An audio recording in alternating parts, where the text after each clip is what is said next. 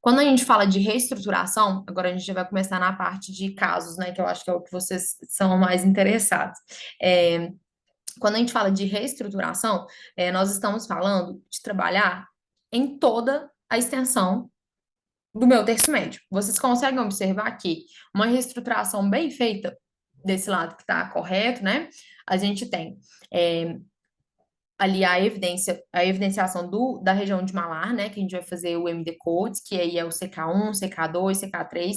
Eu, Fernanda, gosto muito de fazer essa técnica de agulha nessa região. A questão da cânula na região de malar, o que que acontece?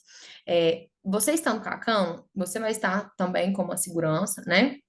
Trabalhando ali no subcutâneo. É uma região que tem é, uma quantidade maior de subcutâneo, então essa questão de compressão por quantidade, ela é menos preocupante do que, por exemplo, numa têmpora, né? Ou em regiões que, por exemplo, um sulco nasogeniano também, né? E aí a região de malar, ela é mais tranquila nessa questão. A gente pode trabalhar com uma quantidade um pouquinho maior, sem tanto medo assim, tá? Mas com a cânula, nós temos um perigo aí, de um lado, você estar com a cânula um pouquinho que seja um pouco mais superficial, ou numa forma de angulação um pouco diferente do outro lado, tá? Do que com a agulha. Quando você tá com a agulha, você faz o seu desenho e você faz os pontos exatamente iguais do outro lado.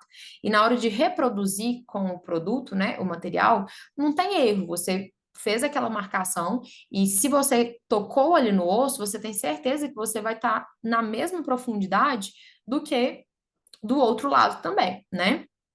E aí você vai levantar todo aquele tecido. O aspecto de quando a gente faz com agulha não fica tão bonito de imediato, porque às vezes fica como se fosse três bolos aqui. Só que quando aquele produto acomoda, assenta, né, ele fica bem bacana. Muitas vezes, inclusive essas bolinhas, é mais referente à punção da agulha, né, que deixa como se fosse um calombinho, do que de fato o material, né? Mas quando a gente está fazendo com a cânula, como estamos entrando de um lado, depois você entra do outro e você já perdeu o tato ali, do tecido de um lado e do outro, você pode, às vezes, angular um pouquinho a mais do que o do outro lado e aí fica um pouco torto, tá? Isso pode acontecer. Mas o resultado com a cânula, você consegue evidenciar melhor um contorno, né? Você desenha melhor aquele malar com uma quantidade menor. Isso é fato, tá bom? Porém, com a agulha, você consegue uma mini sustentação, porque você está indo lá desde o osso, né? E se você está com a cânula, você está em uma porção um pouquinho mais superficial, você não vai ter tanto essa reestruturação, essa sustentação e esse reposicionamento, tá bom? Mas essa região aqui de malar, ela é essencial para mim quando estamos falando de reestruturação, ok? A região de pré-maxila, que são esses pontos em preto, tá bom? Esses pontos, a gente entra com a cânula, pessoal, em uma região mais afastada. Então, vocês estão vendo aí esse pontinho? Eu não sei se tá aparecendo a setinha, mas eu vou estar mostrando como se estivesse aparecendo. Se não estiver aparecendo, vocês vão sendo guiados pelo que eu for falando aqui, tá? Essa região em roxo é a nossa eminência malar, que ali a gente pode colocar um volume a mais. É como se fosse a nossa bochechinha mesmo, tá? Essa região ela já está um pouquinho mais distante do forame. Nosso forame vai estar mais perto do nariz ali, tá? De uma forma um pouco mais central. É, esse pontinho roxo a gente chama aí de ponto de Bristol. Como que a gente faz essa marcação? Ali na sobrancelha da Carol, a sobrancelha da Carol ela é um pouquinho mais para cima. Mas a gente poderia, sim, pegar, por exemplo, mais perto do cantinho do olho da sobrancelha e até o canto da boca, que basicamente daria a mesma marcação aí, tá? É porque eu fiz um pouquinho mais para fora, porque eu já sei aonde que a Carol tem necessidade, que é exatamente onde é esse pontinho roxo aí. Então, é uma coisa que eu sempre falo para vocês. Gente, nós temos as marcações de uma forma geral para a gente ter uma ideia, né? Para facilitar para a gente. Mas cada rosto vai ser de um jeito. Então, tem gente que fala, coloca no cantinho da sobrancelha. Hoje em dia, tem micropigmentação na sobrancelha, não é realmente a mesma coisa. Você vai pegar ali, a asa o meio da aba da asa do nariz, que é o que a gente faz, até o meio ali do tragus, mas quando você vê a profundidade da pessoa, tá um pouco mais acima, aí você vai preencher ali embaixo só porque é onde a marcação falou? Não, você pode subir um pouquinho. A gente tem a nossa margem de segurança, sabendo ali onde tá nosso forame, né? A gente sente, eu sempre peço pra pessoa, gente, sente aqui o osso. Porque depois você vai para baixo e quando você vê, você cai num vazio, você não tá mais no osso, você tem que sentir aonde que sua agulha vai entrar. Então, isso faz muita diferença você ter o tato antes de você colocar a agulha. Então, basicamente, essa região aqui, quando a gente coloca, o que que a gente consegue? Já levantar um pouquinho aquela linha que começa a marcar bem fina o suco naso, que muita gente quer preencher. Mas a gente não vai preencher ali. O que que a gente faz? Reposiciona um pouquinho essa gordura com esse ponto de risto, ou aí você pode ir com a agulha mesmo nessa região, né? Fazendo uma aspiração bem caprichada. Juntamente com a reestruturação do malar, que é o CK1, CK2, CK3, e aí a região de pré-maxila, que são esses pontos pretinhos, que a gente faz com a cânula, tá? E aí onde que eu vou entrar com esse pertuito? Abaixo ainda desse ponto roxo. É até, inclusive, no mesmo sentido, tá? No mesmo sentido mais diagonal.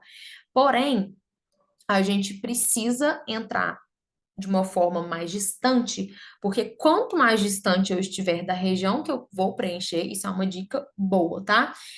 Quanto mais distante que eu estiver da região que eu vou preencher, mais eu consigo angulação para entrar profundamente. Então, se eu entrar muito pertinho com a cânula, bem aqui do lado de onde eu for preencher, eu dificilmente vou conseguir entrar no plano correto.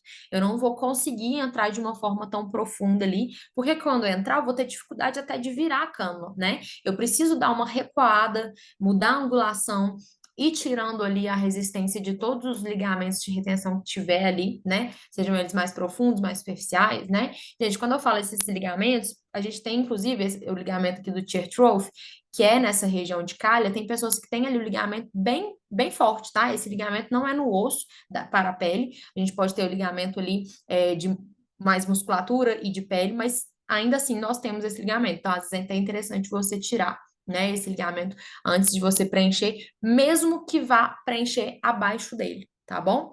E eu vou mostrar um caso para vocês disso. Mas aí, voltando da questão da angulação da cânula, se você entrar um pouco mais distante, você tem mais liberdade para você trabalhar com a sua cânula, né, com a angulação. Então, a gente entra 90 graus e você tem um espaço ainda para você conseguir virar a sua cânula e você ir andando ali e sentindo as camadas. Se você entrar perto de onde você vai preencher com uma cânula grande, né, que a gente usa de 50 milímetros, você vai acabar entrando de uma forma mais superficial, simplesmente porque você não teve espaço para locomover sua cânula ali, tá bom? Então a gente entra um pouquinho abaixo do ponto de Bristol aqui, a gente pode até ter uma leve resistência ali, porque a gente já está numa área ali com, né, de ligamentos também, mas a gente consegue tranquilamente passar por essa retenção. Aqui é um pouquinho mais difícil mesmo, vai ser essa pertinho aqui da região dos olhos, mas isso não é para preocupar também não, porque não é todo mundo que tem essa necessidade, tá bom? E depois de tudo isso, né, depois a gente fazer região de malar, de pré-maxila, do ponto de Bristol, se for necessário, que hoje em dia é um ponto que a gente vê que a gente consegue um resultado muito legal fazendo ele, e com 0,3 mais ou menos, a gente consegue trabalhar bem esse ponto de Bristol, tá bom? Aí a gente vai refinar o suco nasogeniano. Esse suco nasogeniano, a gente consegue refinar, dependendo quando é uma pessoa mais jovem, que é só um detalhe, às vezes é coisa de 0,1 na fossa ali, tá? A gente não precisa muito mais do que isso. E aí a gente faz esse triângulo que eu desenhei para vocês, e esses três pontinhos mais abaixo seria apenas uma retroinjeção ali na hora que você estiver saindo, ou às vezes nem não tem necessidade, mas é só como se fosse para fechar aquele triângulo ali, e aí você remove a cânula, deixando um pouco de preenchimento, tá bom? E aí, esse lado aqui, o que eu coloquei como errado, né? Não é que tá errado, gente, é porque você vai acabar gastando ali, às vezes, uma quantidade de preenchedor quase a mesma do que a outra e deixando um resultado ali evidenciando bolsa, deixando essa região muito grande, né? Muito estufada, essa região de sucunasogeniano, e tirando ali até a fisionomia natural do paciente, né? Que a gente fazia muito isso antes de preencher só a calha lacrimal, vinha com meio ml de cada lado na calha lacrimal, lançava lá e depois a pessoa voltava 15 dias com uma bola aqui, né?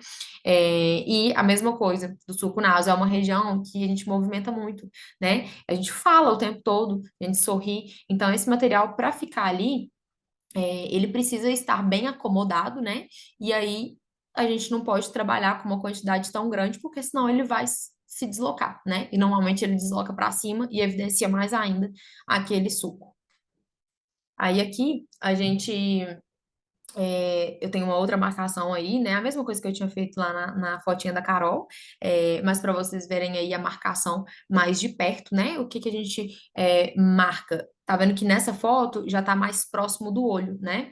É a marcação mais universal, assim, né? Você pegar o canto do olho, o canto da boca, o meio da asa do nariz com o meio do tragus, e aí você vai ter a eminência malar, que a gente chama de ponto de Bristol. Porém, em algumas pessoas, esse ponto mais precisando de um volume maior, ele vai ser um pouco mais para o lado. Então, você tem que ir associando ali com a necessidade do paciente e a marcação sem fugir da margem de segurança, tá bom?